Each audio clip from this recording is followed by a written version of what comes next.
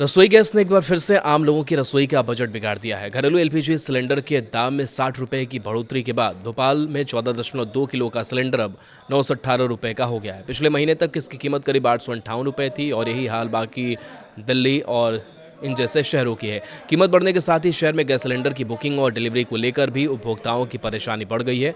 कई इलाकों में लोगों को बुकिंग के बाद 3 से 5 दिन का इंतजार करना पड़ रहा है। वहीं कुछ जगहों पर तय समय से पहले बुकिंग नहीं हो पा रही है। भोपाल में तीनों तेल कंपनियों की करीब 65 से ज़्यादा एजेंसियों से लाखों उपभोक्ता जुड़े हुए हैं।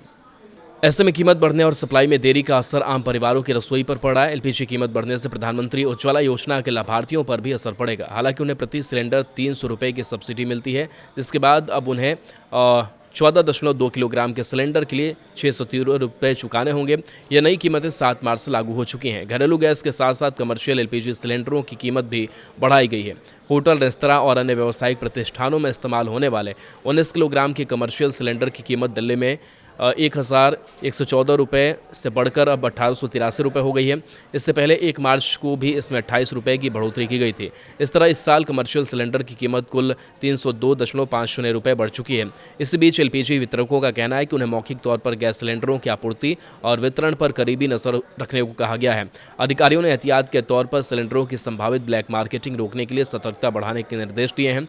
वितरकों के मुताबिक घरेलू एलपीजी सिलेंडर की बुकिंग का अंतराल बढ़ाकर 21 दिन करने को कहा गया है, जबकि अभी तक यह 15 दिन था। इसके अलावा कमर्शियल सिलेंडरों की आपूर्ति और वितरण पर भी कड़ाई बरतने के निर्देश दिए गए हैं, ताकि बढ़ती कीमतों और संभावित आपूर्ति बाधा के बीच किसी तरह की कालाबाजारी, जमाखोरी ना हो।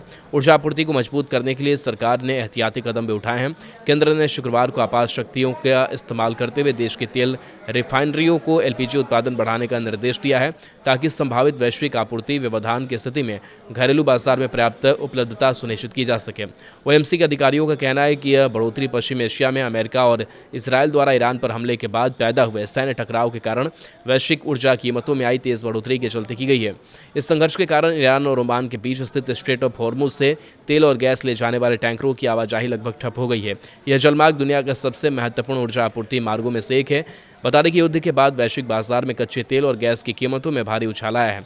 अमेरिकी कच्चा तेल पिछले एक हफ्ते में 35% से अधिक बढ़कर करीब $90.90 प्रति बैरल तक पहुंच गया है, जबकि ब्रेंट क्रूड लगभग 28% उछलकर $92.69 प्रति बैरल के आसपास बंद हुआ। अंतर्राष्ट्रीय रिपोर्टों के मुताबिक होर्मुज मार्ग के अवरुद्ध होने से तकरीबन 3,000 कार्गो जहाज, टैंकर वगैरह विभिन्न बंदरगाहों पर फंसे हुए हैं, जिसमें 300 तेल और गैस के टैंकर हैं।